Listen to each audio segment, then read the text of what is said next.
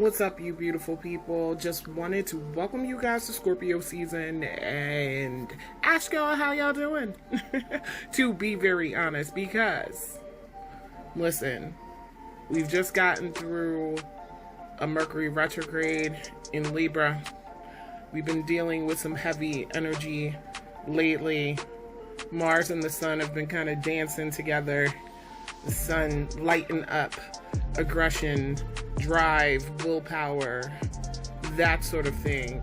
And going into Scorpio season, well, let me just say, the first thing that I noticed when I looked at the start of Scorpio season from my location is that even though this isn't by degree, the ascendant is on Leo, squaring the Sun in Scorpio. Now, ascended at 11 degrees and 15 minutes, you know, by exact measures or whatever, you know, that's not an exact square, but the square of the energy right away, that I saw let me know that this is a season that is coming in at least in the locations where Leo is on the ascendant, where there's going to be a little bit of a struggle. Now, struggle isn't always a bad thing. We need to be able to get in, dig in, and handle some rough shit at times. That is exactly what I want people to think about when they think about square energy, okay? Now, we grow through being uncomfortable. The energy of a square is uncomfortable. I think this is pointing to the need for growth, okay? Then, okay, all right, that was just the first thing that I saw happened to stick out to me, but Scorpio season comes in with Pluto square Mars and square the Sun. Ma'am, sir, now we can look at a couple of things. If you're trying to learn how to delineate and come to conclusions about what things mean, it's very important that first of all you relax and you get comfortable. I know it can be hard. It can be hard when you're first trying on astrology and trying to understand what things mean. Again, not to sound like I'm an astrological fanatic, which I am. Yes. But I do encourage people, you have to get your basics down first. Because here's my whole thing. I can sit here all day and tell you guys what I think about this based on my astrological study and the things that pop out to me. But what helps is if you can hear a person talk about astrology and see if what they're saying is astrologically sound. The best weapon that you have to protect yourself against those speaking on astrology who don't really understand it and who are not speaking from a place of astrological soundness is to be astrologically sound yourself. Telling you, it helps.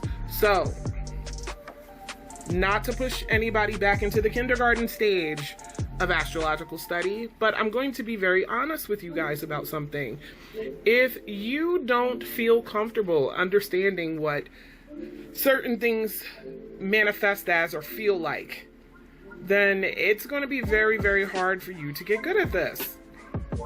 Okay? Like, it's one thing to understand the energies of the signs and their ruling planets. That is very important. In no way am I not... I'm sorry. In no way am I saying that you shouldn't know those things. But you also have to be aware of the energy that aspects bring. You're literally taking in information through symbolism and also taking into consideration that everything known and unknown, broken into 12 categories, is essentially one of the things that you have to always remember about astrology. Mars, it does represent certain things, but there's a lot of things that can fit under Mars, and you have to learn how to recognize that. A lot of things fitting under Pluto. So when I was talking about Pluto squaring Mars, first thing that should pop into your head, or that can help you be able to delineate and figure out what all of this means, is number one, Pluto and Mars are both associated with Scorpio. Before Pluto was discovered, Scorpio energy was attributed to Mars. Okay? Now, I look at Pluto and its association with Scorpionic energy to be the seat of, its transformative side. Something has to die with Scorpio. It does represent death. But what people don't think about often when they first hear death is deaths happen all the time, not just people actually physically dying. I mean, death happens. Things die. Habits die, relationships die, situationships die, all sorts of things die. Okay? When you know this, and you understand that it's part of the cycle of life, you understand that usually when something dies, new things are born in its place. If the whole thing is taken down, something is brought up in its stead. Death and rebirth. Death and rebirth. Not just death. You know what I mean? But we also just want to take into account Mars is in Libra, Pluto is in Capricorn, squaring off. What do we know about the qualities of Libra and Capricorn? Well, we know what they share in common is they're both cardinal signs. So, what is the essence of cardinal signs? The ones that stand up and get things going. Cardinal signs are where we see seasons start. Okay? They usher things in. They open a door. Carto, Latin, to open. It's a doorway. So, I've explained this to someone before about the cardinal energies. Now, because we're also talking about cardinal energies with planets like Mars and Pluto, well, what that brings to mind is, oh my gosh, check this out. There's a board meeting going on, okay? We know how Capricorn is and how Capricorn walks into the room and takes charge of things. It's corporate coming in to audit shit. Everybody better get their shit together, right? Right? And this energy is sitting in a meeting with Libra energy. This energy is sitting in a meeting with the energy of conciliation, fairness, coming to an accord, diplomacy. Okay? Now, we also need to mention that because Libra's opposite sign, Aries, is ruled by Mars, that Mars' current position in Libra is not a place that Libra likes to be. Okay? I'm sorry, that Mars likes to be. We are dealing with an opposing energy here. Like, it's looking for opposition. This is the energy for me that speaks to, okay, now Aries energy will go for it, right? Sometimes rashly, by the seat of its pants, without putting much thought into it. It's like pure spirited action. Jumping into things, getting things done, going for it. The ram running out of the gate. Okay, and in the sign of Libra, its opposite sign, which calls for us to deal with more than just ourselves and deal with another. Also calls to our contracts, etc.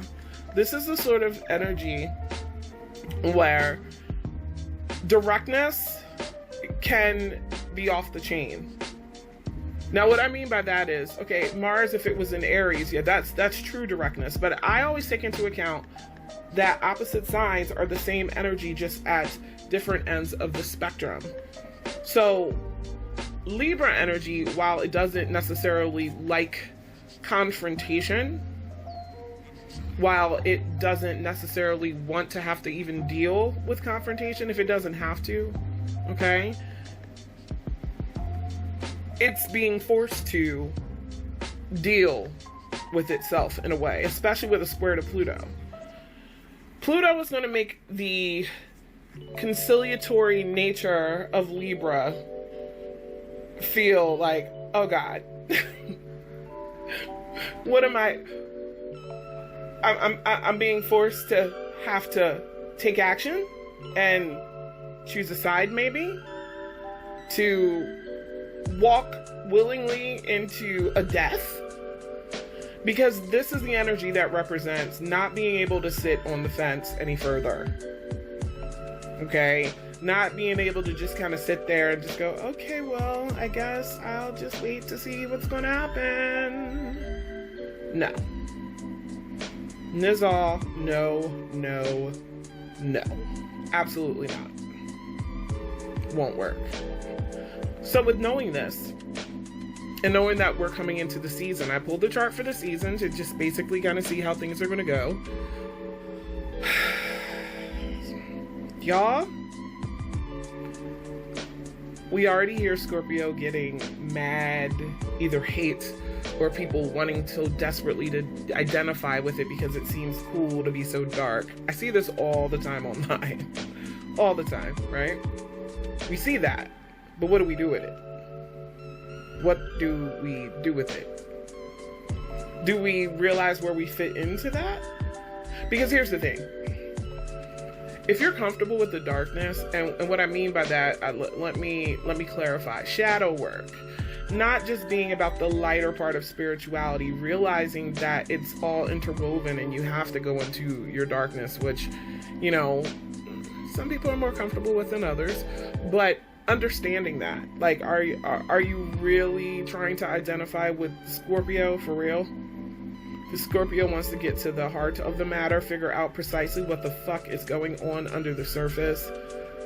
That's why it's investigative and it's suspicious, because it has the, you know, the eagle eye on whatever it's dealing with, trying to figure out what's going on under the surface. You can't fully step into wanting to know what's going on for real, because Scorpio energy don't care if what it's finding is good or bad. It'll deal with that once it figures out what it is. It just needs to know what it's dealing with. So if you really want to know what you're dealing with, if you really want to know what's going on, it's not one of those things where you can kind of sit back and just pretend like you don't notice certain things. Like, this is not the time for superficiality. We just are getting out of the season of superficiality. Libra will overlook. Libra will overlook. Okay? It just will. But the interesting thing about Libra energy is it in its own way, it is very scorpionic about its value systems, just the energy of it. Like, it knows and sees the value in going beyond the superficial, okay? Even though it may not necessarily act that way. So, you know, during Libra season, especially with Mercury being retrograde as it was, we saw a lot of people, like an inordinate amount of people who were kind of just standing back, looking around like, what the hell is going on? People that don't even subscribe to astrology were like, okay, I'm starting to believe in it now because this has been crazy. And, you know, I knew, like, relationships, commitments, contracts were going to come to the fore during Libra season anyway. But with that retrograde there was a lot of stuff that was probably left, I would say, unfinished, that was coming up to be finished or to be dealt with. And that was probably what was most annoying for people. Okay? I get it.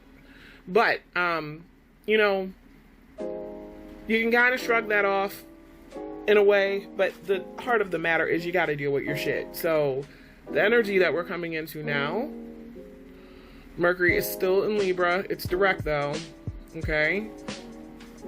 So it's coming closer to Mars.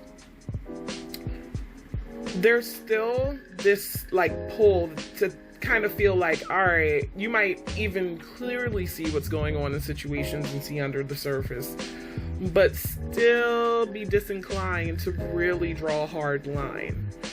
And this energy is forcing us to do that on some things. You'll know what it is. You'll know what it is. I bet you already do know what it is. But knowing what it is and doing what you should be doing to work through the energy are two different things. Of course, you need to know first, but where in your life did you see those things pop up that maybe you didn't want to look a little bit deeper than you had to? And when you finally realize, or have realized already, what you're dealing with, the actions you may have to take, and that you have to draw a hard line, because Scorpio energy represents extremes. And the interesting part is with Libra, if Libra isn't calibrated appropriately, it will live at extremes. So, for some people, I feel like this energy, if they have been taking a hard line on things, has been a good time to kind of reconsider some things. But for those of us in this world who have been kind of just glossing over, not really seeing the depth of the need for transformation, we are coming into some energy that's like, oh fuck no. Okay? No, you gonna have to deal with what's under the monster under the bed. Alright? Just wanted y'all to know. But those are some thoughts that I just had on Scorpio season itself. Stay tuned next. I have a conversation with a wonderful astrologer friend of mine, Christy, from Transmuting Butterfly. And we talk a little bit about, we actually met on the last full moon. And that was a wonderful conversation that we had that I think is very important to share with you guys. So that's what's up next. We discuss some of the side effects, so to speak, of Libra season, Mercury retrograde, and then the importance, if you're going to go deep, okay? If I'm advocating for people to actually deal with the undercover issues, this subject was right on time when her and I started speaking, because we have to get to the point where we are not only taking responsibility for ourselves in a manner that looks good, not just to ourselves and others, but feels good to us. But also, sometimes we have to step into the arena to do things that are uncomfortable. And what I'm talking about specifically is another area that's Scorpionic psychology. Okay? Going and seeking help. You know, I know a lot of astrological and spiritually inclined people subscribe to the notion that their practices, their spiritual and astrological practices, preclude the need to have therapy. And that's not always true. I'm a proponent of that things can work hand in hand. And the conversation that Christy and I both had is about just that. There is no shame in needing help. I'm going to repeat that again to everybody. There is no shame in needing help at all. It is okay to need help. We've grown up believing that if something is wrong, air quotes, right? If we're not normal, air quotes, right? That's like some unredeemable quality. It's a tragedy. It's terrible. There's nothing you can do about it. What do you think you're going to do? There's nothing wrong with that. It takes a lot of courage to be able to really look at yourself, okay, and say, I am unable to handle this alone. We're blessed to be living in times where we have so many different ways that we can get in contact with ourselves for real so that we can truly heal. So I encourage everybody. I don't shame people for mental health issues at all. And I don't think any of us should. There should not be such a stigma attached to these things. That stigma actually discourages people from actually seeking treatment, and that is a tragedy. But stay tuned for the conversation I have with Christy from Transmuting Butterfly. I thank you guys so much, as usual, for tuning in. I wish y'all a happy Scorpio season. Peace.